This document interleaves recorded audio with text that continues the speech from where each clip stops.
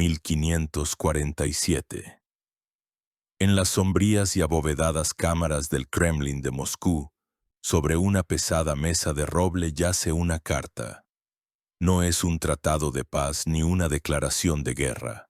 El papel, escrito con una intrincada caligrafía gótica alemana y sellado con el sello personal del joven zar ruso Iván Vasilievich, es algo mucho más importante. Es una llave, la llave del futuro. La carta ha sido concedida a un aventurero e ingeniero sajón llamado Hans Schlitte. Lo autoriza a viajar a las tierras del Sacro Imperio Romano Germánico y a contratar para el soberano ruso a maestros y doctores que sepan atender y curar a los enfermos, y maestros que conozcan las lenguas latina y alemana, maestros que sepan fabricar armaduras y corazas, maestros de minas, versados en la búsqueda de mineral de oro y plata, maestros que sepan instalar motores hidráulicos, maestros que puedan construir ciudades, castillos y palacios de piedra y tierra, y otros maestros de todo tipo. Aquella carta era el grito de un imperio naciente que tomaba conciencia de su retraso tecnológico. El joven zar Iván, recién coronado, veía más allá que sus boyardos. Comprendía que para hablar de igual a igual con Europa no bastaba con tener una caballería innumerable y una fe santa. Se necesitaban cañones que dispararan más lejos, se necesitaban fortalezas que no se pudieran tomar por asalto, se necesitaban ingenieros que pudieran drenar un pantano y médicos que pudieran salvar de la peste. Se necesitaban las sombras de Occidente, sus conocimientos, sus tecnologías, sus secretos. Pero aquella llave tenía su guardián. Su nombre era Livonia, la Confederación Livona, un vestigio del movimiento cruzado alemán, un conglomerado de tierras gobernadas por los caballeros de la Orden Teutónica, obispos y ricas ciudades comerciales, se extendía como una amplia barrera entre Moscovia y el mar Báltico. Era el candado en la ruta comercial rusa. Cualquier mercancía, cualquier maestro, cualquier conocimiento que fuera de Occidente a Oriente o de Oriente a Occidente, pasaba por las manos de los mercaderes y caballeros livones, y ellos protegían celosamente su monopolio. Ellos, al igual que sus poderosos aliados de la Liga Hanseática, temían pánico el fortalecimiento de su vecino oriental. Darle a Moscú tecnología significaba forjar con sus propias manos la espada que un día se clavaría en tu espalda. El destino de la misión de Hans Schlitte se convirtió en el prólogo de la tragedia venidera. En Lübeck, una ciudad hanseática libre, por orden del maestre de Livonia, Schlitte y los 123 maestros que había reunido fueron arrestados. Se les acusó de intentar exportar a un país bárbaro los secretos del mundo cristiano. Fueron arrojados a las cárceles, sus proyectos frustrados. La noticia de esto llegó a Moscú, y para el joven, irascible y ambicioso Iván IV no fue un simple contratiempo, fue una humillación pública. A él, el ungido de Dios, zar y gran príncipe de toda Rusia, unos simples tenderos y perros caballeros le habían indicado su lugar. Le habían cerrado la puerta de Europa y habían arrojado la llave al mar. Fue entonces en el silencio de las cámaras del Kremlin, mirando las listas vacías de los maestros que nunca llegaron, cuando Iván Vasilievich comprendió: si una puerta no se abre, hay que derribarla. Si la ventana a Europa está tapiada, hay que abrirla a hachazos. Y el hacha ya se estaba afilando. Aquella hacha era el ejército ruso, curtido en las campañas contra Kazán y Astracán, y el marco podrido y reseco que había que hacer añicos era Livonia. La carta de Hans Schlitte nunca se cumplió, pero engendró otra carta, una declaración de guerra, una guerra que debía durar solo unos meses, pero que se prolongó durante un cuarto de siglo, una guerra que arrastraría a su sangriento vórtice no solo a Moscú y Livonia, sino también a Lituania, Polonia, Suecia y Dinamarca. Una guerra que para unos sería el comienzo de una edad de oro y para otros el preludio de una catástrofe nacional.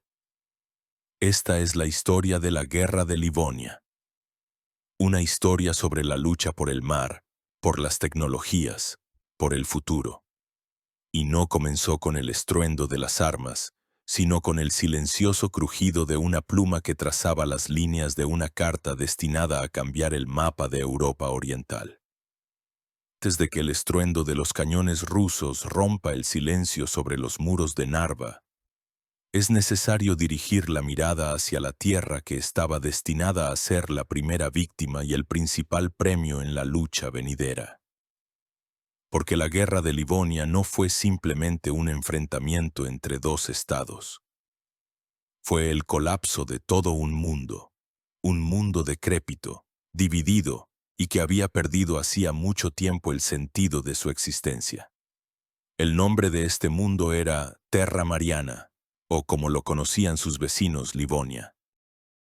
Surgida en el siglo XIII al calor de las cruzadas bálticas, la Confederación Livona, a mediados del siglo XVI, era un mosaico de señoríos feudales enfrentados entre sí.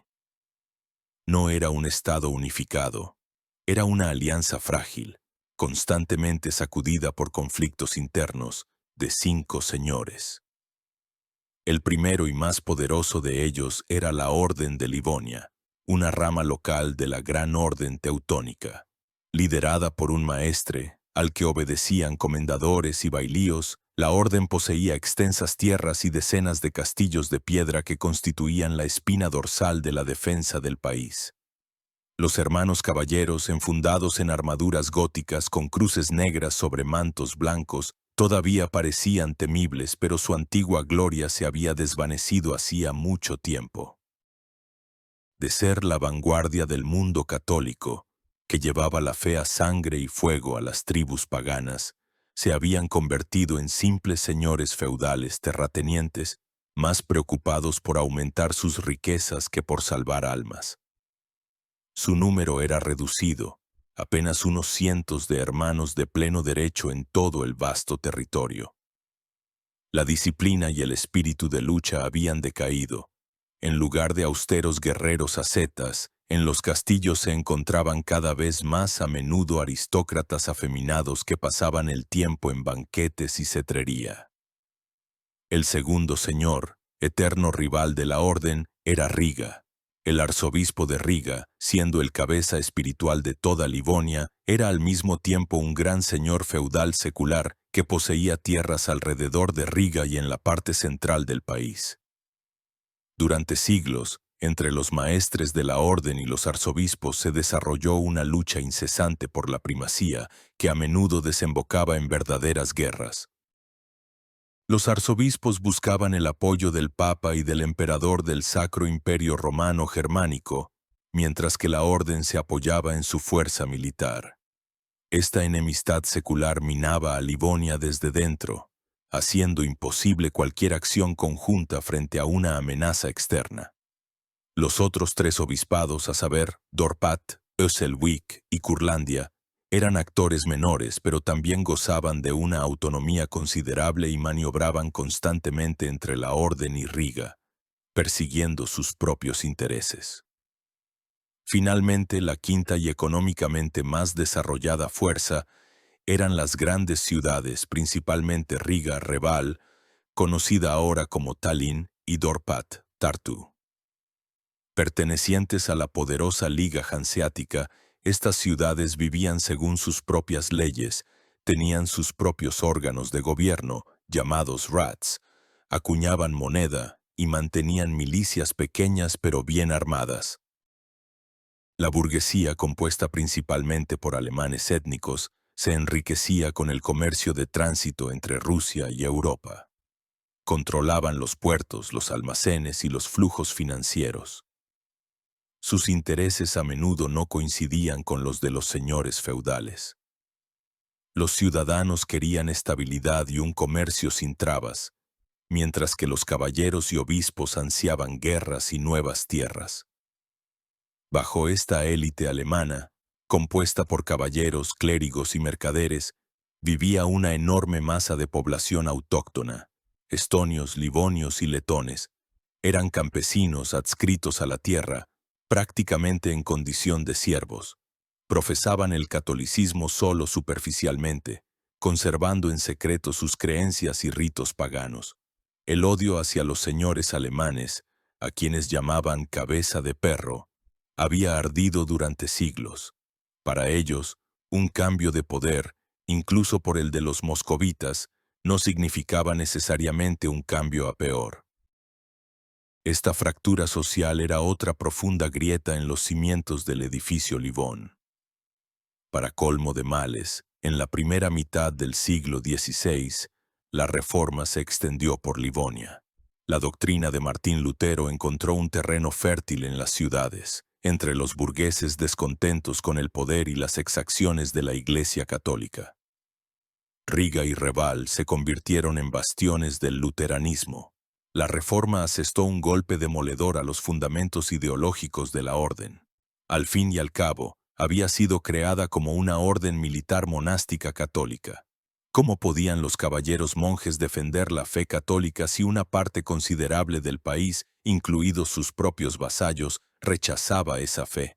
La orden perdió su principal razón de ser. Muchos caballeros adoptaron el protestantismo, se casaron y convirtieron las posesiones de la orden en sus propiedades hereditarias personales. Fue el proceso de la llamada secularización, que ya había destruido el principal estado de la orden teutónica Prusia, convirtiéndolo en un ducado secular. Livonia seguía el mismo camino. La situación de política exterior de la Confederación no era menos lamentable.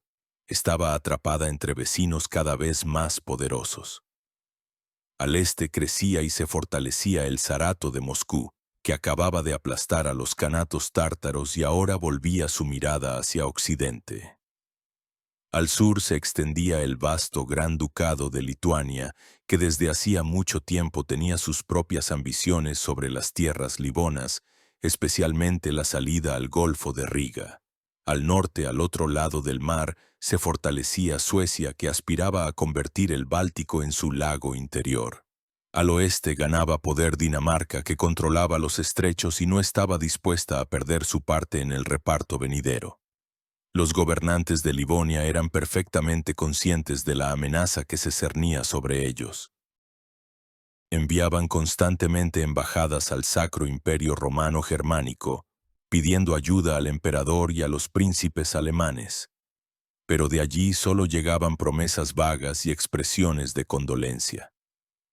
Desgarrado por las guerras de religión internas, el imperio no tenía ni la fuerza ni el deseo de intervenir en los asuntos de la lejana frontera oriental. Así, para 1558, Livonia era un coloso con pies de barro. Era un anacronismo militar feudal, una reliquia de las cruzadas conservada artificialmente en la nueva era de la pólvora, el absolutismo y los estados nacionales. Las disputas internas, la división religiosa, la tensión social y la falta de aliados fuertes hacían que su caída fuera solo cuestión de tiempo. Se parecía a un árbol viejo y medio podrido en el bosque, que todavía está en pie, pero está condenado a caer al primer soplo de viento fuerte. Y ese viento ya se levantaba en el este. Y mientras en Livonia reinaba la decadencia otoñal, en el este, en Moscú, ardía la furiosa primavera de un nuevo reino. Y en el centro de esta transformación se encontraba una figura destinada a convertirse en una de las más complejas, contradictorias y poderosas de la historia rusa. Iván IV Vasilievich, apodado el Terrible. Para comprender los orígenes y el carácter de la guerra de Livonia, es necesario comprender al hombre que la desató. El camino de Iván hacia el poder absoluto estuvo pavimentado con sangre, humillación y miedo. Ascendió al trono del gran principado a los 3 años, tras la muerte de su padre Basilio III. Su infancia transcurrió en una atmósfera de durísima lucha por el poder entre los boyardos. Fue testigo de cómo los poderosos clanes de los Shuisky y los Belsky se derrocaban y asesinaban mutuamente, saqueaban el tesoro y despreciaban abiertamente al joven soberano. En sus cartas posteriores, Iván recordaba con amargura cómo a él y a su hermano menor, Yuri, los mantenían en la pobreza, mal alimentados y vestidos mientras los boyardos celebraban banquetes en sus palacios. Vio cómo envenenaban a su madre, Elena Glinskaya. Vio cómo se llevaban a sus favoritos y amigos a la ejecución. Esta experiencia dejó una huella indeleble en su alma. Engendró en él la más profunda desconfianza hacia la aristocracia de cuna, un odio ardiente hacia la arbitrariedad de los boyardos y la firme convicción de que la única garantía del orden y la prosperidad del Estado era el poder fuerte e ilimitado del monarca. Aprendió pronto las crueles lecciones de la política del Kremlin. O eres un depredador, o eres una presa. Pero Iván no fue solo un producto de sus traumas, fue un hombre de su tiempo, de la era del Renacimiento y la Reforma, aunque refractada a través del prisma de la realidad moscovita. Fue una de las personas más educadas de su tiempo. Lector voraz, dotado de una memoria prodigiosa, un orador brillante y un escritor talentoso, se interesaba vivamente por la política, la historia y las tecnologías europeas. Veía cómo en Europa nacían nuevas monarquías centralizadas, como España, Francia e Inglaterra, y soñaba con transformar su Moscovia, que hasta hacía poco era solo uno de los muchos principados rusos, en un imperio igualmente poderoso. El punto de inflexión fue el año 1547. Iván, de 16 años, al alcanzar la mayoría de edad, da un paso sin precedentes. Se corona como zar, adoptando el título de zar y gran príncipe de toda Rusia. No fue un simple cambio de nombre. El título de príncipe lo situaba a la par de otros monarcas europeos como el Gran Duque de Lituania o los príncipes electores alemanes. El título de zar, derivado del latín César, era una referencia a los emperadores de Roma y Bizancio. Con este acto, Iván se proclamaba sucesor del caído imperio bizantino y a Moscú, la tercera Roma, el último bastión de la verdadera ortodoxia. Declaraba sus ambiciones imperiales y su estatus especial y sagrado. Alrededor del joven zar se formó un círculo de consejeros talentosos y visionarios que pasó a la historia como el Consejo Elegido. Lo integraban el noble de origen humilde pero inteligente Alexei Adashev, el sacerdote silvestre, el príncipe Andrei Kurbsky y el metropolitano Macario. Bajo su influencia comenzó un período de reformas a gran escala destinadas a fortalecer el Estado. Se llevó a cabo una reforma militar. Se creó el primer ejército permanente de Rusia, los Streltsy, armados con pistolas, mosquetes y bardiches, hachas de mango largo que también servían de apoyo para disparar. Vestidos con característicos caftanes de colores, los Streltsy se convirtieron en el núcleo del nuevo ejército ruso. Se reguló el sistema de reclutamiento de la milicia de la nobleza terrateniente. Se adoptó un código de servicio que definía claramente cuántos guerreros debía aportar cada terrateniente de sus tierras. Se prestó una enorme atención a la artillería. Los artilleros y fundidores rusos se convirtieron en unos de los mejores de Europa. Se llevó a cabo una reforma administrativa. Se abolió el sistema de alimentación, por el cual los gobernadores se alimentaban literalmente de los territorios que gobernaban, lo que generaba una corrupción monstruosa. En su lugar, se introdujo el autogobierno local y se crearon nuevos departamentos centrales, los prikasi, como el de embajadores, el de asuntos militares y el de tierras, prototipos de los futuros ministerios. Se llevó a cabo una reforma legal. En 1550 se adoptó un nuevo código de leyes, el Sudebnik, que unificó las normas legales en todo el país y limitó el poder de los gobernadores. Estas reformas dieron sus frutos. El Estado, fortalecido y reorganizado, pudo resolver una tarea de política exterior largamente pendiente: acabar con la amenaza de los restos de la Horda de Oro. En 1552, tras una cuidadosa preparación, Iván IV dirigió personalmente una grandiosa campaña contra Kazán. El asedio y la toma de Kazán fueron el triunfo del nuevo ejército ruso. Aquí se manifestó plenamente el poder de la artillería y la ingeniería rusas, como las minas y las torres de asedio. La caída de Kazán y luego, en 1556, la de Astracán, tuvo una importancia colosal. Toda la ruta comercial del Volga quedó en manos de Moscú. Se eliminó una amenaza secular desde el este. Al Estado ruso se incorporaron vastos territorios y nuevos pueblos. Las victorias en el este embriagaron al joven zar. Fortalecieron su fe en su propio destino y en el poder de su Estado. Y ahora, habiendo terminado con el este, el zar vuelve su mirada hacia el oeste. Allí, tras la barrera de Livonia, se encontraba lo que tanto le faltaba a su creciente imperio, una salida directa al mar Báltico. El mar no es solo agua. En el siglo XVI eran rutas comerciales, era acceso directo a los mercados europeos de armas, metales y paños. Era acceso a las tecnologías, a los ingenieros y a los médicos que Hans Schlitte no pudo traer. Era una forma de romper definitivamente con la humillante herencia del yugo mongol y convertirse en una potencia europea de pleno derecho. No todos en el Consejo elegido apoyaban esta idea. Alexei Adashev y otros consideraban que la principal amenaza provenía del sur, del Kanato de Crimea, vasallo del poderoso Imperio Otomano. Proponían dirigir todas las fuerzas a la lucha contra Crimea, a la colonización de las fértiles tierras de los campos salvajes. Pero Iván tomó otra decisión. Quizás en ello influyó su ofensa personal contra los livonios por frustrar la misión de Schlitte. Quizás influyeron los mercaderes ávidos de un comercio báltico directo. O quizás el zar, que pensaba en términos imperiales, comprendió que el futuro de Rusia no estaba en las estepas, sino en el mar.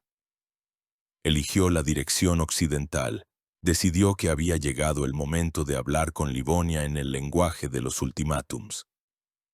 El decrépito patriarcado cruzado debía ceder el paso a un imperio joven, depredador y ambicioso. El pretexto para la guerra no tardó en llegar. Toda gran guerra necesita un pretexto plausible, una causa formal que permita a una de las partes presentarse no como un agresor, sino como una parte ofendida que restaura la justicia. Iván el Terrible, a pesar de todo su autoritarismo, era un diplomático astuto y comprendía perfectamente esta necesidad. Tal pretexto para él fue la historia del llamado tributo de Yuriev, una historia que se remontaba a un pasado lejano y que fue resucitada por la diplomacia moscovita con el único propósito de crear condiciones imposibles de cumplir para Livonia y obtener una base legal para la invasión. Para comprender la esencia de las reclamaciones de Moscú, es necesario retroceder casi 5 siglos y medio a la época de Yaroslav el Sabio. En el año 1030, el príncipe de Kiev realizó una campaña a las tierras de la tribu estonia de los Chuds y fundó en el lugar de su asentamiento una fortaleza, a la que llamó Yuriev en honor a su nombre cristiano. Durante las décadas siguientes, la ciudad y el territorio adyacente estuvieron en la esfera de influencia de los principados rusos, a saber, Novgorod y Pskov. Sin embargo, en el siglo XIII, con la llegada de los cruzados alemanes, la situación cambió. En 1224, los caballeros portaespadas capturaron Yuriev, rebautizándola como Dorpat, el recuerdo de la antigüedad, de que estas tierras pertenecieron una vez a los príncipes rusos, nunca se desvaneció por completo en Moscú, Novgorod y Pskov. Pero durante siglos fue solo un recuerdo histórico, no respaldado por reclamaciones políticas reales. La situación cambió a finales del siglo XV y principios del XVI, cuando el fortalecido estado moscovita libró guerras con el Gran Ducado de Lituania y su aliado, la Orden de Livonia. En 1503, después de otra guerra ruso-lituana, se firmó una tregua a la que también se unió Livonia. En el texto del tratado, entre otras cosas, se incluía una cláusula según la cual los livonios se comprometían a pagar a Moscú un tributo anual por la tierra de Yuriev.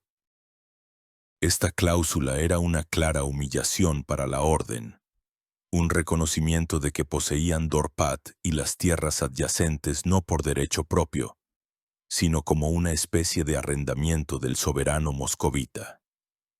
Sin embargo, después de la firma del tratado, los livonios, aprovechando que Moscú estaba distraída con otros asuntos, nunca comenzaron a pagar el tributo. Durante 50 años, esta cláusula del tratado permaneció como letra muerta. Los gobernantes de Moscú, Basilio III, y luego los regentes del joven Iván, recordaban de vez en cuando la deuda, pero no insistían en su pago. Todo cambió a mediados de la década de 1550, cuando Iván el Terrible, envalentonado por sus victorias orientales, decidió iniciar un gran juego en Occidente. En 1554 llegó a Moscú una embajada de Livonia para prorrogar la tregua, y allí les esperaba una recepción gélida. Los diplomáticos rusos, encabezados por el diac de la Duma Iván Viskovati, plantearon inesperadamente la cuestión del tributo de Yuriev. Pero ahora no se trataba de pagos simbólicos. La parte moscovita presentó a los livonios una cuenta colosal. Exigieron el pago de toda la deuda de los últimos 50 años, y no a razón de una grivna, sino de un marco alemán por alma, lo que era considerablemente más. Además, exigieron el inicio inmediato de pagos regulares. Para los embajadores de Livonia fue un shock. No estaban autorizados a tomar tales decisiones y no tenían tanto dinero.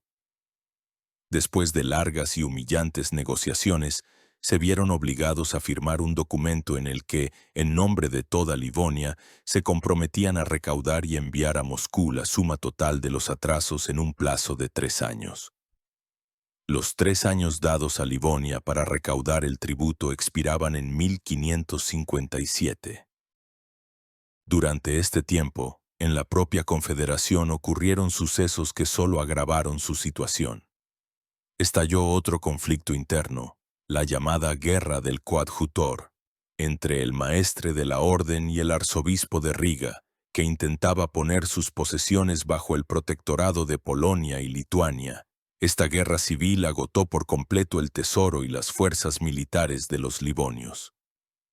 Cuando en 1557 llegó a Moscú una nueva embajada para resolver definitivamente la cuestión, trajeron consigo solo una parte insignificante de la suma exigida y pidieron una prórroga. La respuesta de Iván el Terrible fue predecible. Lo consideró un insulto directo y una violación deliberada del tratado.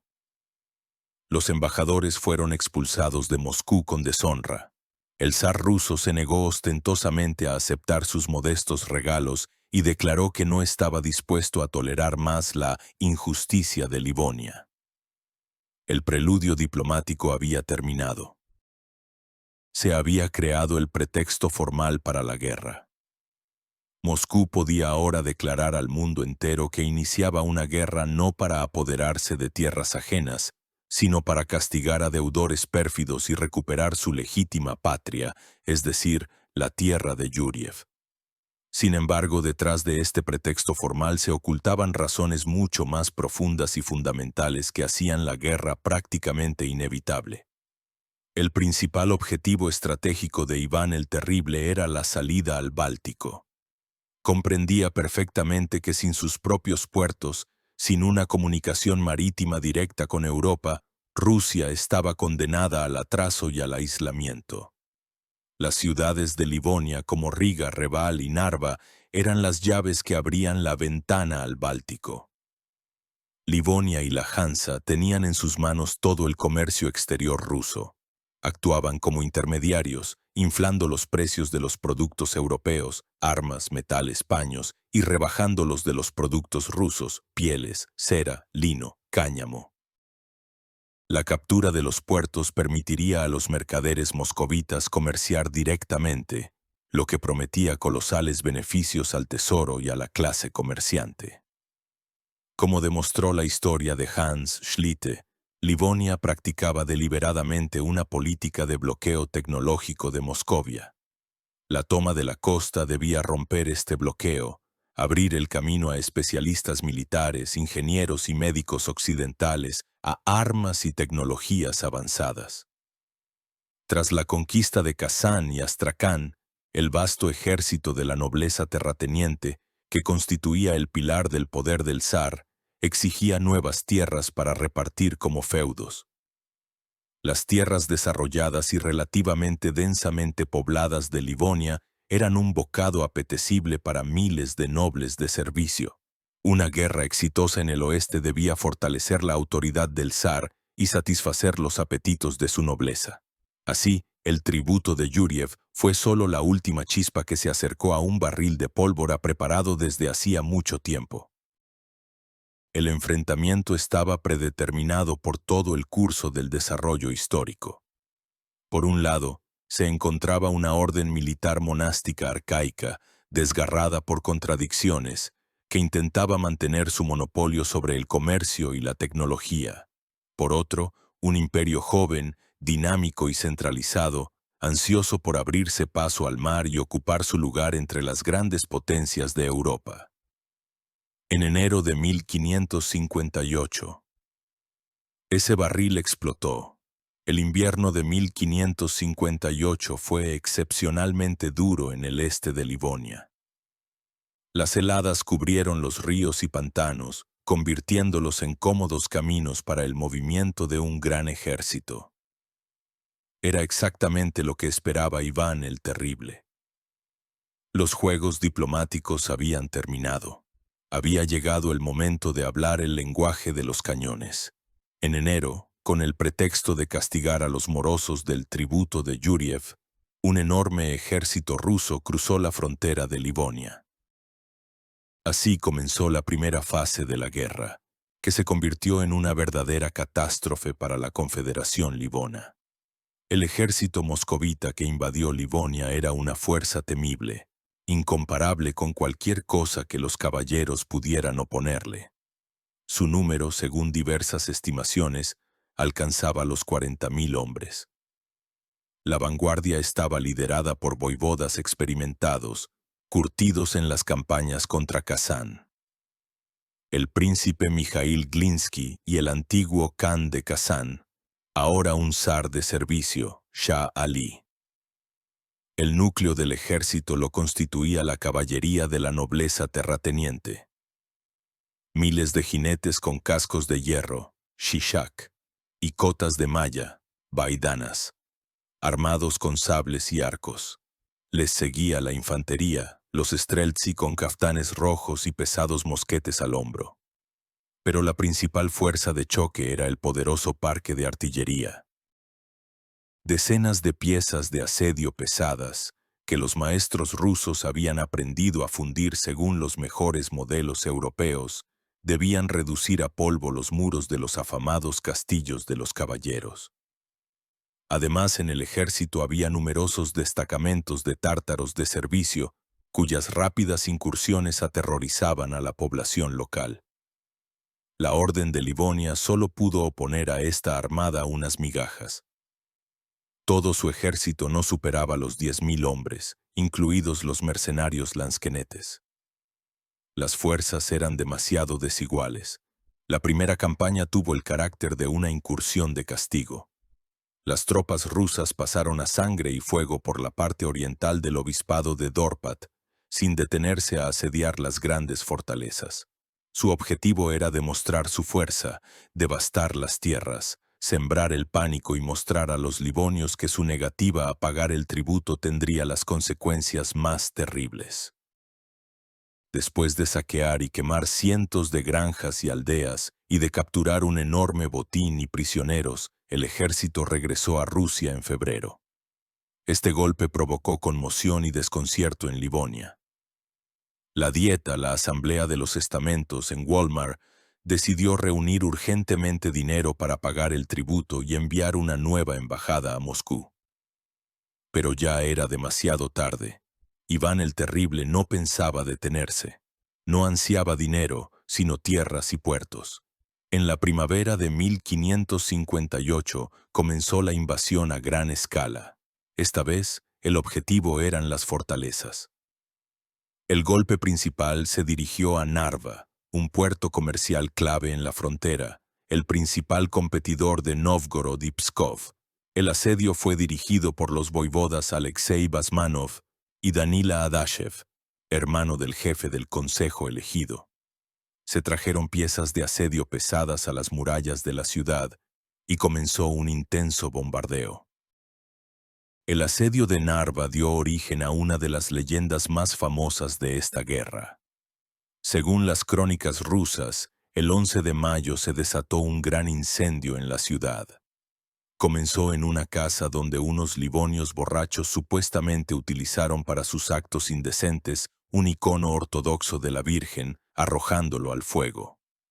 La llama que se encendió, avivada por un fuerte viento, se extendió rápidamente por toda la ciudad. Aprovechando el pánico y la confusión, las tropas rusas asaltaron y tomaron Narva. Así, según la versión de los cronistas, la propia Virgen castigó a los latinos por su sacrilegio y ayudó al ejército ortodoxo. Cualquiera que fuera la causa real del incendio, Narva cayó. Fue un éxito rotundo. En manos de Iván el Terrible se encontraba un puerto marítimo de primera clase. Tras Narva, cayeron otras fortalezas. La poderosa fortaleza de Neuhausen fue tomada tras un brutal asalto, durante el cual el voivoda, el príncipe Piotr Shuisky, mostró un gran valor. La guarnición fue completamente aniquilada. Luego llegó el turno del antiguo Yuriev Dorpat. Asediada por el ejército ruso, la ciudad, tras un intenso bombardeo de artillería, capituló en julio de 1558. El último obispo de Dorpat fue hecho prisionero y enviado a Moscú. El sueño de Iván el Terrible se había cumplido. La patria de Yaroslav el Sabio había vuelto al poder ruso. A finales del verano de 1558, las tropas rusas habían capturado más de 20 ciudades y castillos. Todo el noreste de Livonia estaba en sus manos. Parecía que la derrota total de la orden era cuestión de meses. El maestre de la orden, Wilhelm von Fürstenberg, intentó desesperadamente organizar la resistencia. Reunió todas las fuerzas de las que disponía y a los mercenarios e intentó contraatacar. En enero de 1559, los livonios incluso lograron una pequeña victoria en la batalla de Tirsen y realizaron una incursión de represalia en tierras rusas. Pero este éxito fue temporal. En 1559, bajo la presión de Dinamarca y Lituania, que temían un fortalecimiento excesivo de Moscú, se firmó una breve tregua. Pero solo le dio a Iván el Terrible tiempo para preparar un nuevo y aún más aplastante golpe. El zar estaba furioso por esta tregua que, en su opinión, le impidió rematar a Livonia. Este episodio se convirtió en una de las causas de su futura ruptura con el consejo elegido, al que acusó de traición y de ayudar a los enemigos. Tan pronto como expiró la tregua, en 1560, la guerra se reanudó con nueva fuerza. Las tropas rusas, bajo el mando del príncipe Andrei Kurbsky, invadieron el centro de Livonia. La batalla decisiva tuvo lugar el 2 de agosto de 1560 cerca del castillo de Hermes. El pequeño ejército de la orden, liderado por el mariscal de campo Philipp von Bell, fue completamente derrotado por las fuerzas rusas superiores. El propio mariscal y casi todos los caballeros nobles cayeron prisioneros. La batalla de Hermes fue el último combate en la historia de la Orden de Livonia. Su poderío militar fue definitivamente quebrado. Después de esta derrota, las tropas rusas tomaron sin mucha dificultad Felin, Viljandi, una de las fortalezas más poderosas de la orden y residencia del antiguo maestre Fürstenberg, que también fue hecho prisionero. A principios de 1561, quedó claro que la Confederación Livona agonizaba.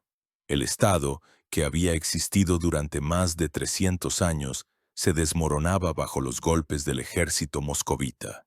El maestre, los obispos, las ciudades, todos comprendieron que no podrían resistir solos.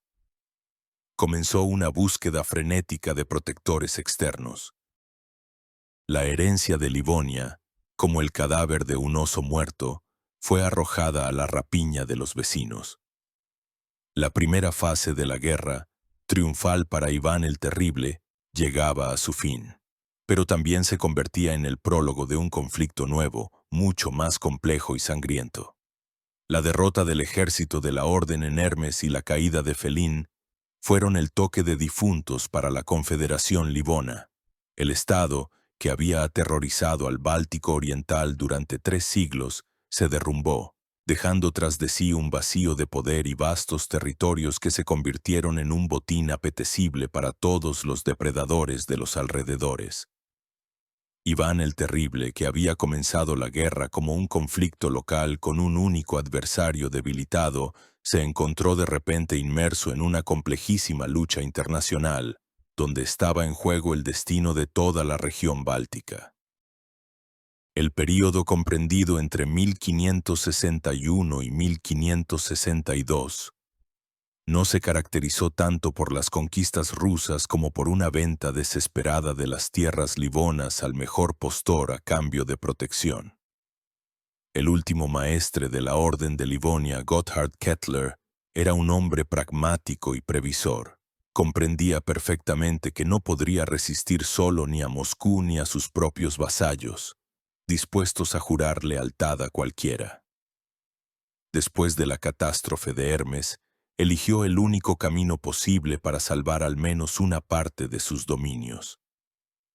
Se dirigió en busca de protección al vecino más poderoso, el rey de Polonia y gran duque de Lituania, Segismundo II Augusto. Las negociaciones concluyeron en noviembre de 1561 con la firma de la Unión de Vilna. Según sus términos, la Orden de Livonia dejaba de existir. Sus tierras fueron secularizadas, es decir, convertidas de posesiones eclesiástico-militares en seculares. La mayor parte de Livonia, incluida Riga, pasó a ser un condominio de Polonia y Lituania bajo el nombre de Ducado de Transdaugava. El propio Gotthard Kettler recibió en posesión hereditaria la parte sur de las antiguas tierras de la Orden, Curlandia y Semigalia, pero como vasallo del monarca polaco-lituano. Así apareció en el mapa de Europa un nuevo estado, el Ducado de Curlandia y Semigalia, destinado a existir durante más de 200 años bajo la soberanía de la Mancomunidad de Polonia-Lituania. Para Iván el Terrible, la unión de Vilna fue una sorpresa muy desagradable. En lugar de una orden débil y dividida, ahora tenía en sus fronteras occidentales al poderoso Estado polaco-lituano.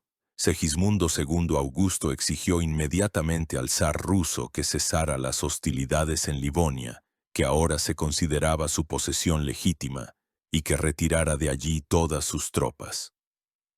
Esta exigencia equivalía a una declaración de guerra. El conflicto pasaba de ser ruso-livón a ser ruso-lituano. Pero Lituania y Polonia no fueron los únicos actores que se apresuraron a recoger los pedazos de la desmoronada Livonia. Los vecinos del norte tampoco se durmieron. El reino de Suecia, encabezado por el ambicioso y mentalmente inestable rey Erico XIV, llevaba mucho tiempo aspirando al control de la parte oriental del Golfo de Finlandia. Ya en 1561, la nobleza y la burguesía del norte de Estonia, incluido el mayor puerto comercial de Reval, Tallinn, al ver la incapacidad de la orden para protegerlos de los rusos, pidieron ayuda al rey sueco. Le juraron lealtad a cambio de la conservación de sus privilegios y de protección. Las tropas suecas desembarcaron en Reval tomando el control de toda la parte norte de la actual Estonia. De este modo, Iván el Terrible, que aspiraba a apoderarse de todos los puertos de Livonia, perdió uno de los más importantes, Reval. Ahora, en su camino se interponía también Suecia. Dinamarca tampoco se quedó al margen. El rey danés Federico II, tratando de fortalecer sus posiciones en el Báltico, actuó a través de su hermano menor, el duque Magnus. Ya en 1559, los daneses, utilizando la diplomacia y el dinero, compraron al último obispo de Öselvik los derechos sobre sus posesiones, la isla de Ösel, Saaremaa y parte de la costa occidental de Estonia-Wick. El duque Magnus fue proclamado rey de estas tierras. De esta manera, Dinamarca se afianzó en las islas estratégicamente importantes que controlaban la entrada al Golfo de Riga. Para 1562, el mapa político del Báltico había cambiado hasta quedar irreconocible. En lugar de una confederación livona unificada, aunque débil, surgió una mezcla explosiva de posesiones de 4 potencias. El zarato de Moscú controlaba el este de Livonia, con Narva y Dorpat. El Estado polaco-lituano se convirtió en el soberano de Curlandia y obtuvo el centro de Livonia, con Riga. Suecia poseía el norte de Estonia, con Reval. Dinamarca se afianzó en la isla de Ösel y en Wiek. Una tarea aparentemente simple, la derrota de la Orden de Livonia, se había convertido en un complejísimo rompecabezas geopolítico. Ahora, para alcanzar su objetivo, el control total de Livonia, Iván el Terrible tendría que luchar no contra uno, sino contra 3 fuertes estados europeos. La guerra dejó de ser un paseo. Entraba en una nueva fase, prolongada y mucho más sangrienta.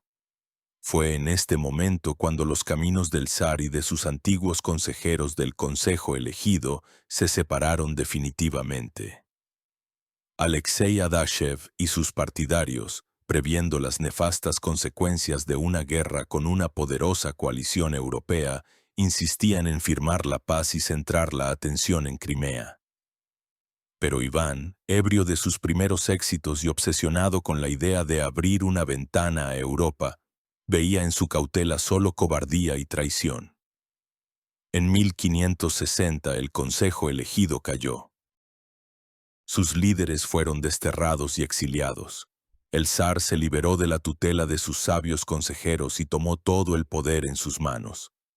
Estaba decidido a continuar la guerra en el oeste, costara lo que costara.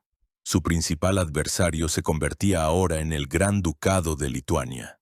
La caída del Consejo elegido y la internacionalización del conflicto abrieron una nueva etapa de la Guerra de Livonia, la más larga y agotadora.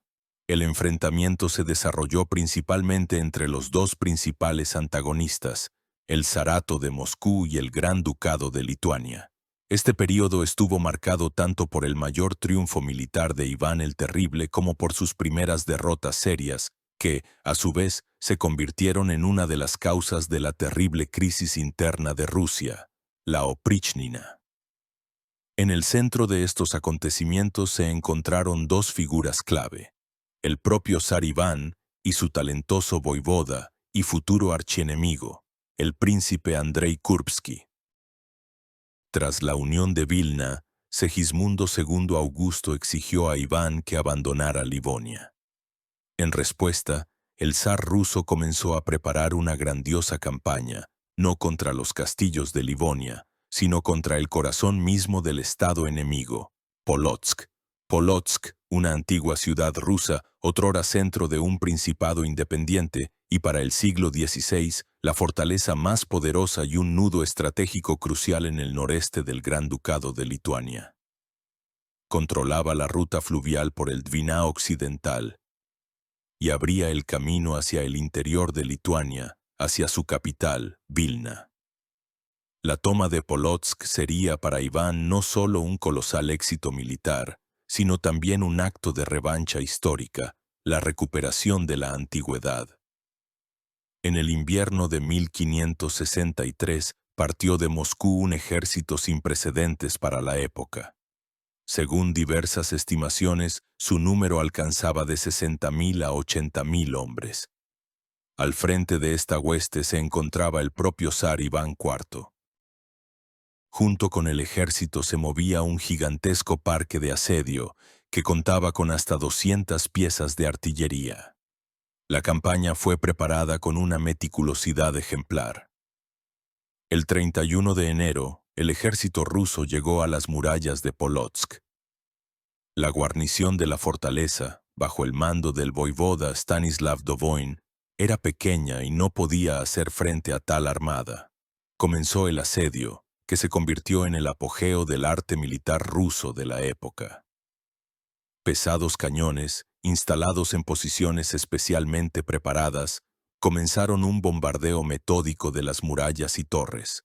Los zapadores rusos cavaban túneles, intentando colocar minas bajo las fortificaciones. Iván el Terrible dirigió personalmente el asedio, mostrándose como un monarca enérgico y versado en asuntos militares. Recorría las posiciones, daba órdenes a los artilleros, inspiraba a los guerreros. Después de 2 semanas de bombardeo ininterrumpido, que convirtió parte de las fortificaciones de madera en ruinas en llamas, las tropas rusas lanzaron un asalto decisivo. La guarnición lituana, al ver la inutilidad de seguir resistiendo, capituló el 15 de febrero de 1563. La toma de Polotsk fue el cenit de los éxitos militares de Iván el Terrible. En Moscú se celebró un grandioso triunfo. Parecía que Lituania estaba doblegada y que el camino hacia la conquista total de Livonia estaba abierto. La victoria también tuvo un enorme significado psicológico, fortaleciendo la fe del zar en su propia infalibilidad y en el poder de su autoridad autocrática. Sin embargo, el triunfo fue breve. Los lituanos, recuperados del shock, lograron contraatacar. Ya al año siguiente, en 1564, el ejército ruso sufrió 2 derrotas sensibles. La principal de ellas ocurrió el 26 de enero de 1564 en el río Ula, cerca de Chashniki. El ejército ruso bajo el mando del príncipe Piotr Shuisky, que regresaba de una incursión devastadora en el interior de Lituania, fue atacado por sorpresa por un destacamento lituano pequeño pero móvil, liderado por el hetman Mikołaj el Rojo Radziwiłł.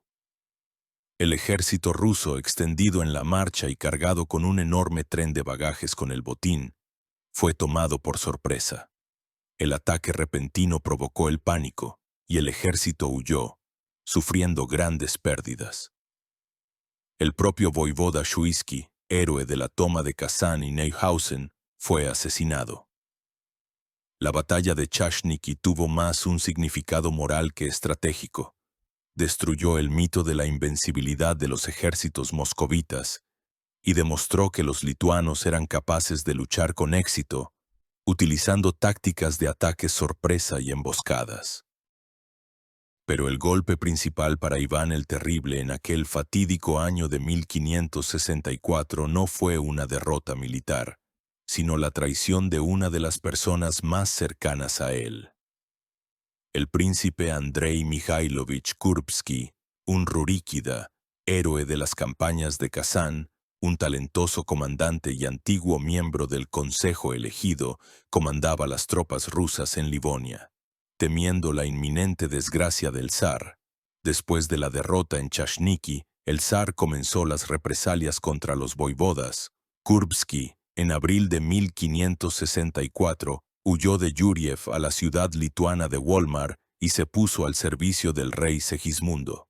La huida de Kurbsky fue para Iván una terrible conmoción personal y política. No fue simplemente la traición de un comandante.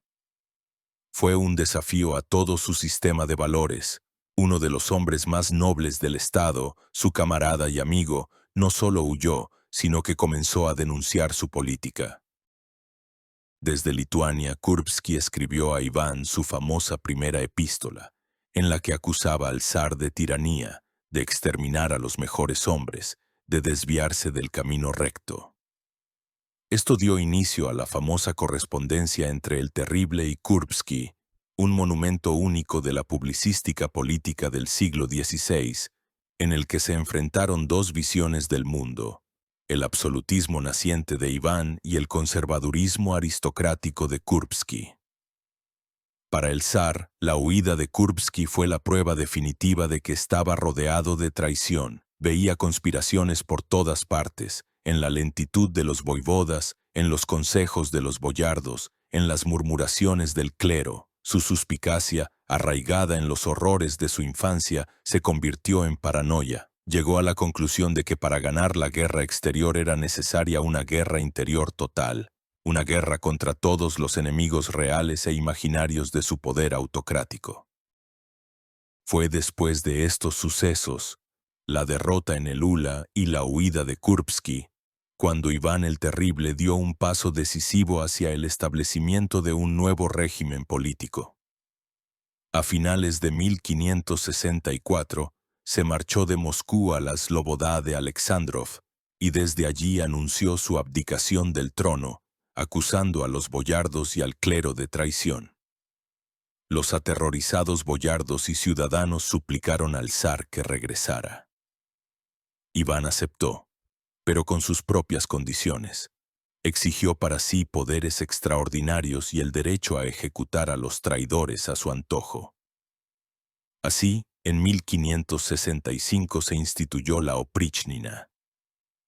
El Estado se dividió en dos partes. La Oprichnina, de la palabra oprich, que significa aparte, tomada bajo la administración personal y especial del zar, y la Zemshchina, que seguía siendo gobernada por la Duma de los boyardos. Se creó un ejército especial de la Oprichnina, la guardia personal del zar, vestida de negro, con cabezas de perro y escobas atadas a sus sillas de montar, lo que simbolizaba su determinación de roer y barrer la traición. Comenzó un período de 7 años de terror masivo, ejecuciones, confiscaciones de tierras y reasentamientos forzosos que desangró al país y tuvo un efecto desastroso en el curso de la Guerra de Livonia. El establecimiento de la Oprichnina fue un punto de inflexión no solo en la historia interna de Rusia, sino también en el curso de la Guerra de Livonia. Durante 7 años, de 1565 a 1572, el país vivió en un estado de terror interno permanente que, según el plan de Iván el Terrible, debía movilizar todos los recursos para la victoria, pero que en la práctica condujo a la desorganización, la decadencia económica y el debilitamiento de la capacidad de combate del ejército. La guerra exterior en Livonia se libraba ahora en el contexto de la guerra más cruel del zar contra su propio pueblo. El terror de la Oprichnina se dirigió principalmente contra la antigua aristocracia de cuna, la nobleza principesca boyarda, en la que Iván veía al principal portador de la traición y el separatismo. Comenzaron las ejecuciones masivas. Unos de los primeros en caer fueron aquellos relacionados con el fugitivo Kurbsky. Muchos comandantes destacados con experiencia real en combate fueron acusados de conspiración y ejecutados. Su lugar lo ocuparon nuevos comandantes de la Oprichnina, cuyo principal mérito no era su talento como generales, sino su lealtad personal al zar y su disposición a cumplir cualquier orden, por muy cruel que fuera. Esto condujo a una drástica caída en la calidad del cuerpo de mando del ejército. La economía del país quedó minada. Los Oprichniki, aprovechando su impunidad, saqueaban no solo a los traidores boyardos, sino también a monasterios, ciudades y campesinos comunes. Vastas áreas, especialmente en el centro del país y en el noroeste, quedaron devastadas. Los campesinos, huyendo de la violencia de la Oprichnina y de los impuestos exorbitantes, huyeron a las periferias al Don y más allá del Volga. Comenzó la despoblación de los distritos centrales. Lo que el historiador Vasily Kliuchevsky llamó la ruina del centro.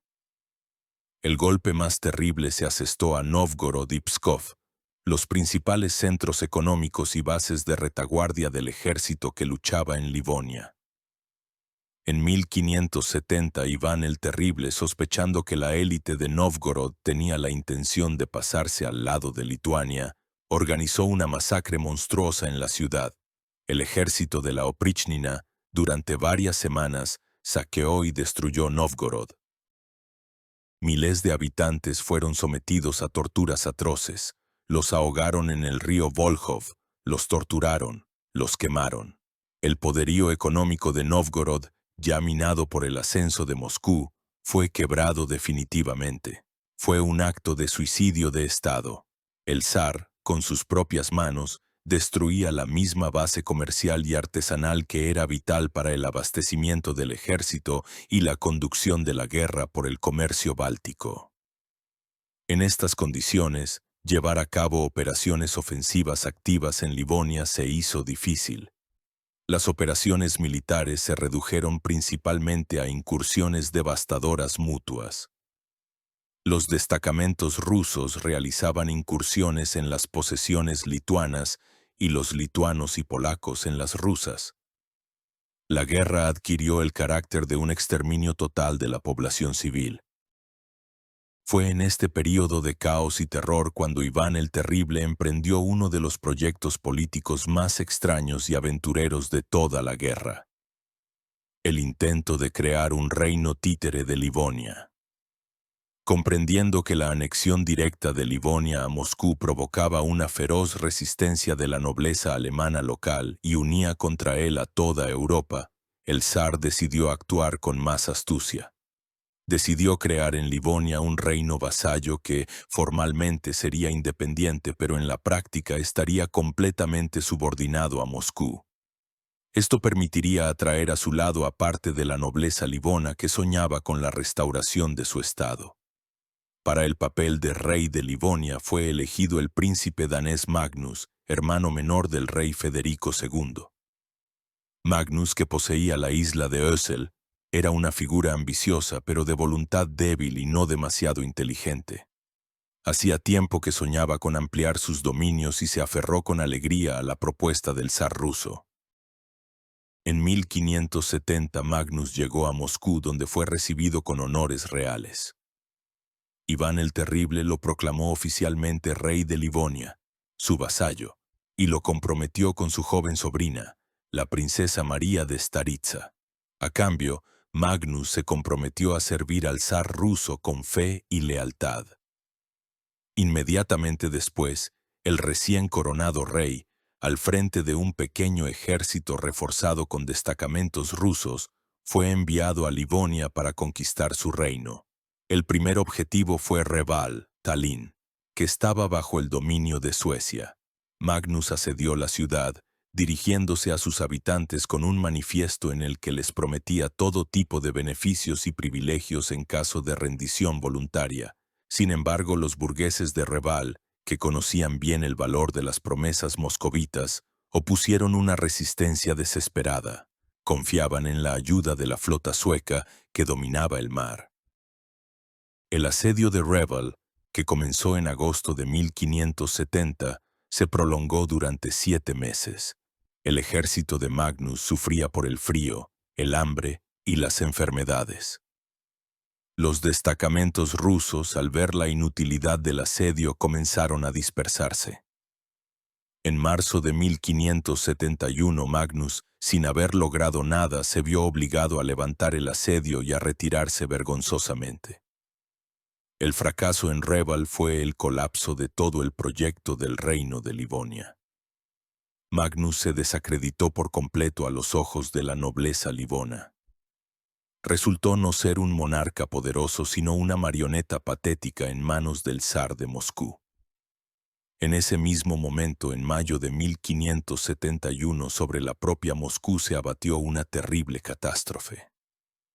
El Khan de Crimea, Devlet I Giray, aprovechando que las mejores tropas rusas estaban distraídas en la guerra de Livonia y en el terror interno, realizó una incursión devastadora. Rompiendo las líneas defensivas en el sur, la horda de Crimea llegó hasta la misma Moscú, y la quemó hasta los cimientos. Solo sobrevivió el Kremlin de piedra. Decenas de miles de personas murieron o fueron llevadas a la esclavitud. El incendio de Moscú fue el terrible y humillante resultado de la era de la oprichnina. Demostró de manera palpable que la política de terror no había llevado al país a la movilización, sino a la parálisis total y a la indefensión frente a una amenaza externa real. Quedó claro que era imposible continuar de la misma manera. En 1572 Iván el Terrible abolió la oprichnina. Sus líderes fueron ejecutados. El país yacía en ruinas, pero el peor período de la pesadilla interna había terminado. El zar, habiendo sobrevivido a una terrible conmoción, volvió a centrar toda su atención en la guerra de Livonia, con la esperanza de que las grandes victorias en el oeste borraran la vergüenza del incendio de Moscú. Y mientras el zarato de Moscú se convulsionaba en los estertores de la oprichnina y se recuperaba de la catastrófica incursión de Devlet-Giray, en las fronteras suroccidentales se gestaba una tormenta política destinada a alterar radicalmente el equilibrio de poder en Europa Oriental y a predeterminar el resultado de la guerra de Livonia. En la mancomunidad de Polonia-Lituania, el principal adversario de Moscú, moría sin dejar heredero el último rey de la dinastía Jagellón, Segismundo II Augusto. Su muerte en 1572 inauguró un período de interregno, un tiempo en el que la szlachta, es decir, la nobleza polaca y lituana, debía elegir un nuevo monarca. Esta elección resultó ser fatal para Rusia. El período de interregno en la mancomunidad de Polonia-Lituania fue un fenómeno único en la Europa del siglo XVI. Mientras que en otros países se fortalecía el absolutismo y el poder se transmitía por herencia, en el Estado polaco-lituano, unido en 1569 por la Unión de Lublin en una única mancomunidad de las dos naciones. El monarca era una figura electiva. Cada szlachtik, desde el noble más pobre hasta el magnate más rico, tenía derecho a voto en el Sejm electoral.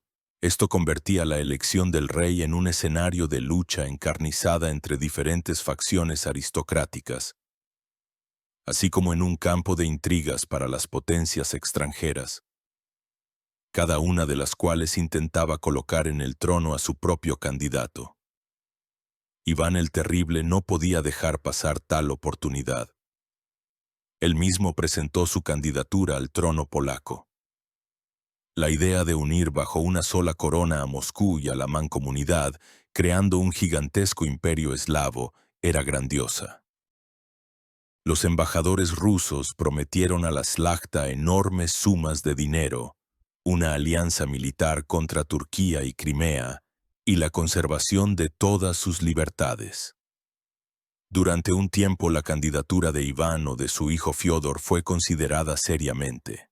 Sin embargo, la crueldad del zar ruso y sus aires autocráticos ahuyentaron a la amante de la libertad szlachta. Temían que el tirano moscovita trajera consigo a tierra polaca los horrores de la oprichnina. Finalmente, en 1573 fue elegido rey el príncipe francés Enrique de Valois. Pero su reinado fue breve. Al enterarse de la muerte de su hermano, el rey de Francia, Carlos IX, Enrique huyó en secreto de Polonia para ocupar el trono francés. La mancomunidad se encontró de nuevo sin rey. Comenzó una nueva y aún más encarnizada ronda de lucha por el poder. Y esta vez, la victoria fue para un candidato que al principio nadie tomaba en serio. Se llamaba Esteban Báthory. Esteban Báthory era el príncipe de Transilvania. Transilvania, situada en la periferia de las tierras húngaras, era vasalla del Imperio Otomano. Báthory no era rico, no pertenecía a las grandes dinastías europeas, pero poseía lo que otros candidatos no tenían: una voluntad de hierro, una vasta experiencia política y la reputación de ser un brillante general, curtido en constantes guerras contra los turcos y los Habsburgo. Contó con el apoyo de la nobleza media, cansada de las intrigas de los magnates y que veía en él a un líder fuerte, capaz de poner orden en el país y de hacer frente a Moscú. En 1576, tras casarse con Ana Jagellón, hermana del difunto Segismundo Augusto, Esteban Báthory fue coronado rey de Polonia y gran duque de Lituania. La llegada al poder de Báthory fue para Iván el Terrible el peor de todos los escenarios posibles. En el trono de su principal enemigo se sentaba no un afeminado príncipe francés, ni un débil Habsburgo austriaco, sino uno de los mejores generales de su época. Báthory era todo lo contrario a un Iván envejecido, desgastado por el terror y los fracasos. Era enérgico, decidido, pragmático y gozaba de una enorme autoridad en su ejército. Lo primero que hizo Báthory fue reprimir la oposición interna en la rica ciudad de Gdansk, que se negó a reconocer su autoridad. Tras asediarla y obligarla a someterse, no solo fortaleció su autoridad, sino que también obtuvo de la ciudad una enorme contribución que se destinó a financiar el principal objetivo de su vida, la guerra con Moscú. Luego procedió a reformar el ejército. Báthory comprendía perfectamente que la tradicional milicia de la Szlachta, o Pospolite Rusenie, era poco fiable e indisciplinada. Apostó por un ejército profesional de mercenarios, principalmente infantería húngara y alemana armada con armas de fuego. Pero su mayor orgullo fue la reorganización de la caballería. Fue bajo Báthory cuando los famosos húsares alados polacos alcanzaron su apogeo. Se trataba de una caballería pesada, cuyos jinetes estaban protegidos por corazas y cascos, y armados con lanzas largas de hasta 5 o 6 metros, sables y pistolas. Su rasgo más distintivo eran los marcos de madera con plumas de águila que se sujetaban a la espalda o a la silla de montar, y que durante la carga emitían un ruido aterrador, y creaban la ilusión de que una bandada de gigantescas aves rapaces se abalanzaba sobre el enemigo. El impacto de esta caballería era terrible. Era capaz de romper cualquier formación. Mientras Báthory acumulaba fuerzas y reformaba el ejército, Iván el Terrible decidió aprovechar el período de interregno para asestar un golpe decisivo a Livonia. En 1577 emprendió su última gran campaña. Un enorme ejército ruso invadió de nuevo Livonia y casi sin encontrar resistencia capturó la mayor parte del ducado de Transdaugava, a excepción de Riga y Reval. Parecía que el objetivo de toda su vida se había alcanzado por fin, pero fue solo un espejismo. El triunfo fue breve. Para 1578, Esteban Báthory había completado sus preparativos. Forjó una alianza con Suecia y acordó una tregua con Turquía, asegurando su flanco sur. En el Sejm pronunció un famoso discurso en el que instaba a la Szlachta a la guerra contra el tirano moscovita, y obtuvo la aprobación y los fondos para iniciar una gran campaña. El poderoso y reformado ejército de la Mancomunidad estaba listo para la revancha. Sobre Iván el Terrible, que había malgastado las mejores fuerzas de su país en el terror de la Oprichnina y en una guerra agotadora, se cernían nubes de tormenta. El martillo de Báthory estaba levantado. El comienzo de la era de Esteban Báthory marcó el principio del fin para las ambiciones rusas en Livonia. El período comprendido entre 1579 y 1581 fue una época de aplastantes derrotas para el zarato de Moscú, en la que la iniciativa militar pasó por completo a manos de la Mancomunidad de Polonia-Lituania. Báthory, a diferencia de Iván el Terrible, que dispersaba sus fuerzas asediando decenas de pequeños castillos livonios, actuó como un verdadero estratega. Decidió trasladar la guerra a territorio enemigo, atacando fortalezas clave para cortar al ejército ruso en Livonia de sus bases de suministro y obligar al zar a abandonar el Báltico. Elaboró y ejecutó secuencialmente un plan de 3 campañas, cada una de ellas dirigida a un gran centro estratégico. El primer objetivo elegido por Báthory fue Polotsk, la misma ciudad cuya toma, 16 años antes, había sido el cenit de la gloria de Iván el Terrible. La reconquista de Polotsk tendría una enorme importancia militar y simbólica. En el verano de 1579, un ejército de 40.000 hombres de la mancomunidad, compuesto por polacos, lituanos, así como mercenarios húngaros, alemanes y escoceses, avanzó hacia las murallas de la fortaleza. La guarnición rusa de Polotsk era escasa, pero estaba decidida a resistir. El asedio fue encarnizado. La artillería de Bathory, en la que había muchos especialistas europeos, mantuvo un fuego continuo con balas al rojo vivo, intentando incendiar las fortificaciones de madera de la ciudad. La infantería húngara, experta en el arte del asedio, cavaba trincheras y túneles. La guarnición rechazó desesperadamente todos los asaltos. En un momento dado, cuando gran parte de las murallas estaba en llamas, el rey dirigió personalmente a sus soldados al ataque. Tras 3 semanas de heroica defensa, cuando todos los medios de resistencia se habían agotado, los restos de la guarnición rusa capitularon. La caída de Polotsk fue un shock para Iván el Terrible. No esperaba de Bathory tal audacia y poder. Quedó claro que la guerra tomaba un rumbo completamente diferente. Al año siguiente, en 1580, Bathory asestó un segundo golpe, adentrándose aún más en territorio ruso. Su objetivo era la fortaleza de Veliki Yeluki, un importante punto estratégico en el camino hacia Pskov y Novgorod. El asedio se desarrolló de manera similar. La potente artillería de Bathory destruía las murallas, y la infantería mercenaria asaltaba. La guarnición, bajo el mando del voivoda Iván Voykov, opuso una feroz resistencia. Incluso cuando la ciudad estaba ya prácticamente destruida y en llamas, los defensores siguieron luchando. Finalmente, tras la explosión de un polvorín que destruyó la mayor parte de las fortificaciones y defensores supervivientes, la fortaleza cayó. Tras tomar Veliki Yeluki, Bathory no se detuvo. Sus destacamentos se dispersaron por las tierras del noroeste de Rusia, capturando y devastando las ciudades de Velich, Nevel y Ostrov. Al mismo tiempo, los suecos, aliados de Bathory, intensificaron sus acciones en el norte. Bajo el mando del talentoso general Pontus de la Gardie, capturaron Korela y luego, en 1581, tomaron Narva, Padis y otras fortalezas rusas en Estonia. Iván el Terrible estaba perdiendo todo lo que había conquistado en 2 décadas de guerra. Rusia se encontraba al borde de una catástrofe militar.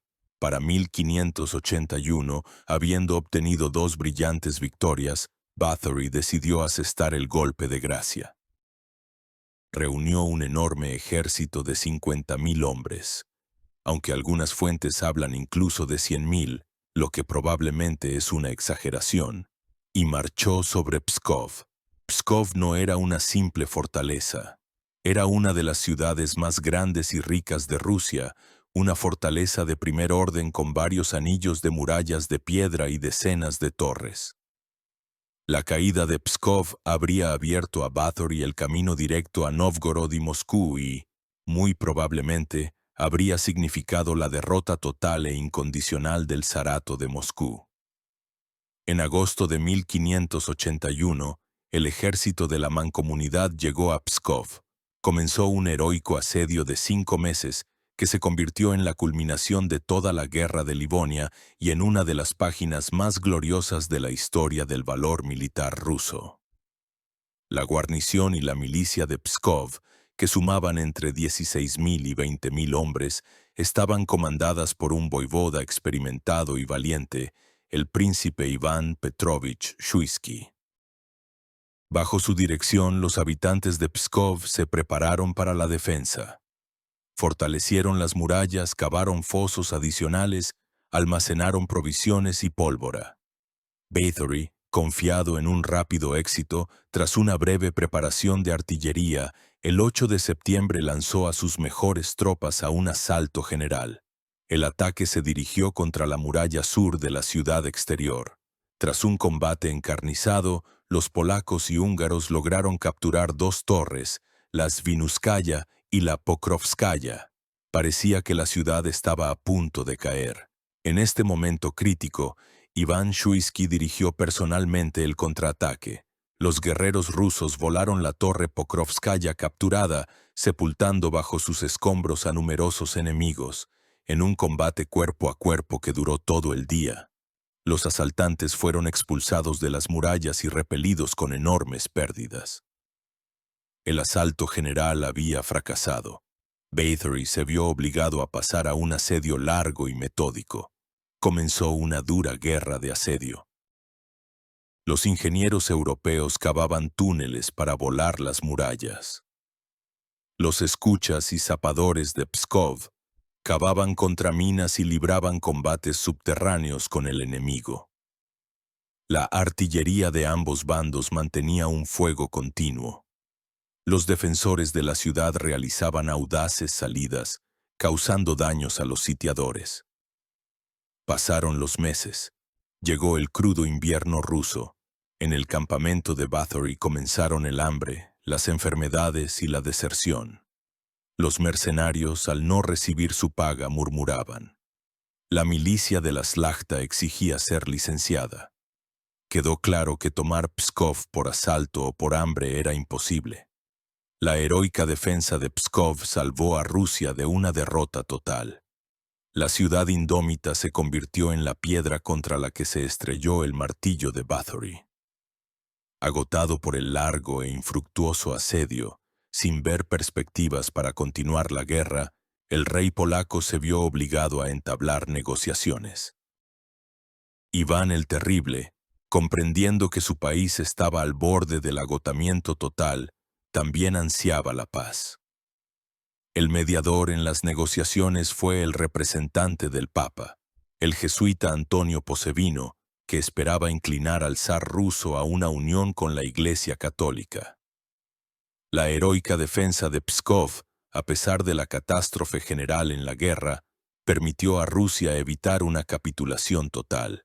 Le dio a Iván el Terrible la oportunidad de firmar la paz no como un derrotado total, sino como una parte que había logrado detener a un enemigo hasta entonces invencible. Los inexpugnables muros de Pskov, contra los que se estrelló el mejor ejército de Europa, enfriaron el ardor bélico de Esteban Bathory.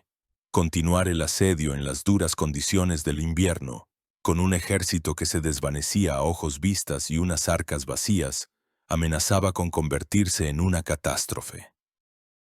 Al mismo tiempo, Iván el Terrible, cuyo país estaba devastado por 20 años de guerra y terror de la Oprichnina y cuyas fronteras occidentales yacían en ruinas, comprendía que cada nuevo día de guerra solo agravaba la calamitosa situación.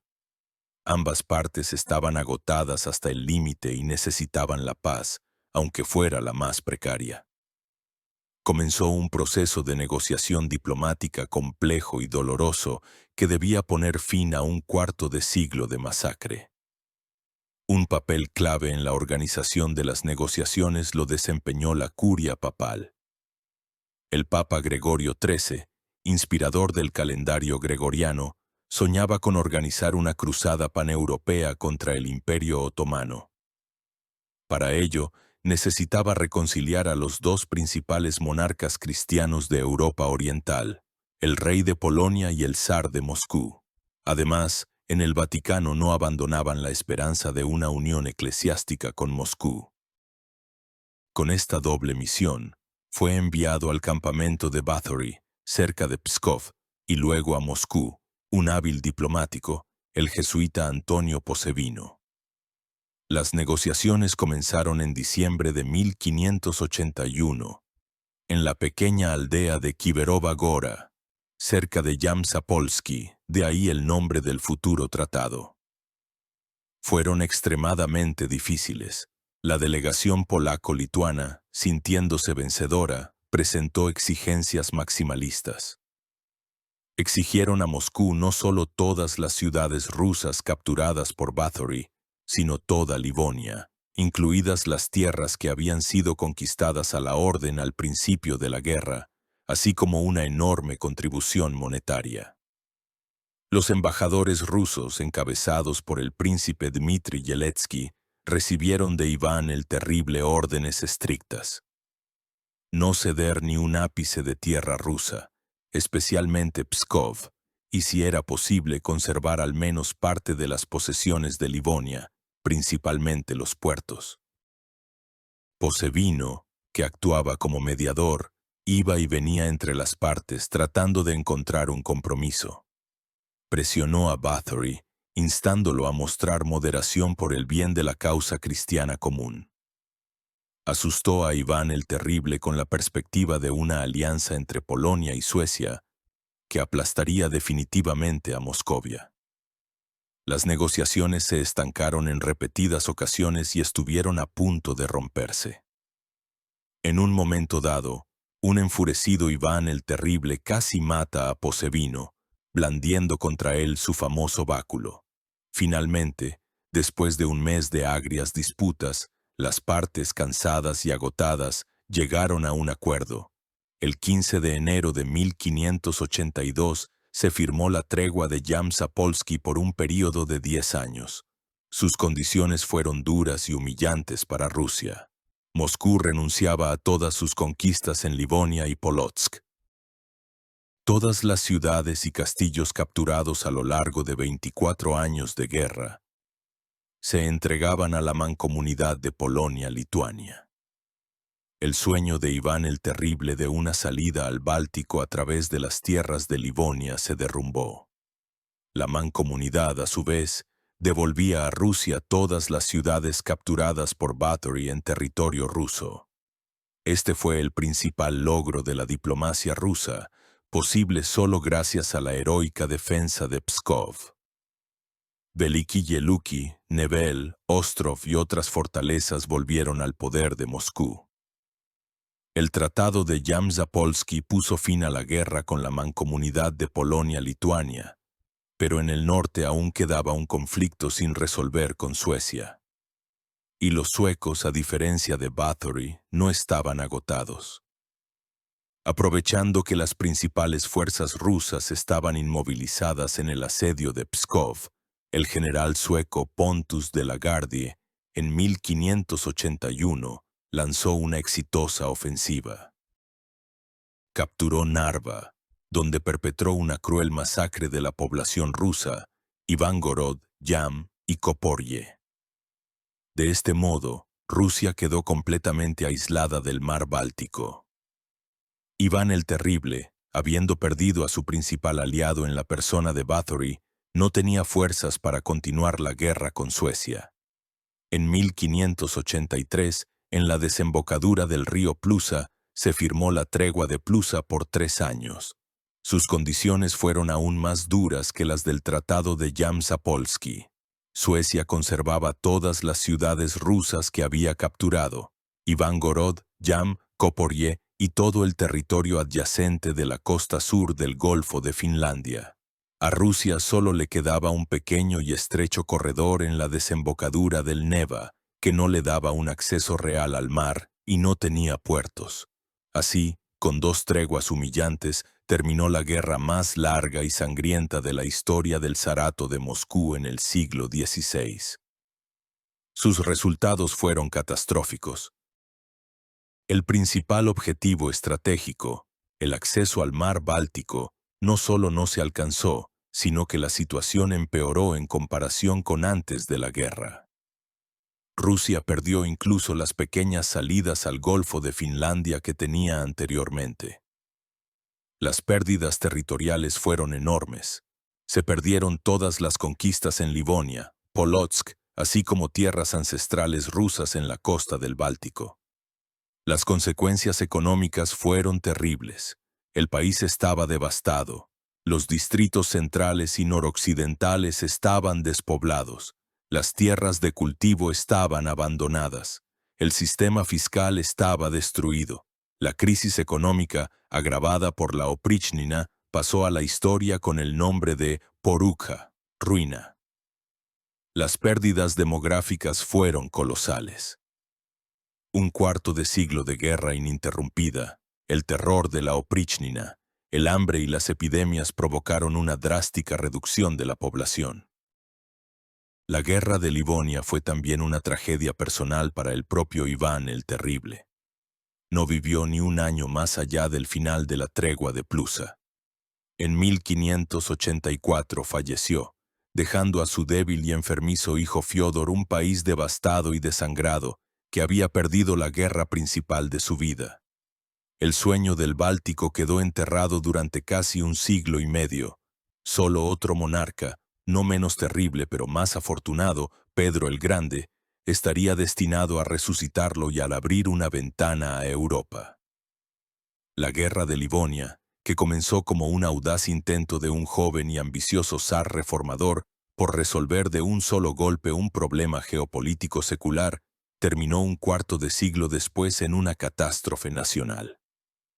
Sus resultados trascendieron con creces la simple redefinición de fronteras. Dejó una cicatriz profundísima e imborrable en el cuerpo de la historia rusa y predeterminó el trágico rumbo del desarrollo del país durante décadas. Para el zarato de Moscú, las consecuencias fueron inequívocamente negativas. El país fue alejado del Báltico más que nunca. La ruina económica, o porucha, de las décadas de 1570 y 80 fue una consecuencia directa del sobreesfuerzo de todas las fuerzas en esta guerra. Para detener la huida masiva de campesinos de las tierras devastadas y asegurar a los terratenientes mano de obra, el gobierno se vio obligado a tomar medidas extremas. La introducción de los años prohibidos, que prohibían temporalmente el traslado de los campesinos en el día de San Jorge. Este paso fue decisivo en el camino hacia el establecimiento de la servidumbre en Rusia, que durante siglos frenó su desarrollo social y económico. La derrota militar y el colapso económico, superpuestos a la crisis dinástica tras la muerte del zar sin hijos Fyodor Yoanovich, se convirtieron en el prólogo de uno de los períodos más terribles de la historia de Rusia, conocido como el período tumultuoso. Fue en el crisol de la guerra de Livonia y la Oprichnina donde se sembraron las semillas de la futura guerra civil, la intervención extranjera y la desintegración total del poder estatal. Para los otros participantes en el conflicto, los resultados fueron diferentes. La mancomunidad de Polonia-Lituania, bajo el liderazgo de Esteban Báthory, alcanzó la cima de su poder. No solo defendió sus intereses en Livonia, sino que también infligió una aplastante derrota a su principal vecino oriental, asegurándose durante mucho tiempo el dominio en Europa oriental. Para Suecia, la guerra de Livonia fue el comienzo de su edad de oro, su era de gran potencia. Al apoderarse de Estonia y de la costa rusa del Golfo de Finlandia, Suecia dio el primer y decisivo paso para convertir el mar Báltico en su lago interior. Fue en los campos de batalla de la guerra de Livonia donde el ejército sueco adquirió una experiencia de combate inestimable, que le permitiría en el siglo XVII convertirse en uno de los más fuertes de Europa. La propia Livonia, la tierra por la que se desató toda la contienda, dejó de existir. Su territorio fue repartido entre sus vecinos más fuertes. El dominio alemán, que había durado 3 siglos y medio, fue reemplazado por el poder de polacos, lituanos y suecos. Para la población autóctona estonia y letona, esto significó solo un cambio de amos. Mirando hacia atrás, los historiadores todavía debaten sobre la valoración de la guerra de Livonia. ¿Fue un enfrentamiento inevitable por el acceso al mar, dictado por las necesidades objetivas del Estado ruso en desarrollo? ¿O fue una aventura en la que Iván el Terrible involucró a su país, subestimando las fuerzas de sus oponentes y sobreestimando las suyas propias? Probablemente la verdad, como suele ocurrir, se encuentra en algún punto intermedio. La aspiración de Rusia al Báltico era históricamente legítima. Sin embargo, los métodos con los que Iván el Terrible intentó alcanzar este objetivo resultaron ser desastrosos. Al combinar la agresión externa con el terror interno, minó las fuerzas de su país y lo llevó al borde de la ruina.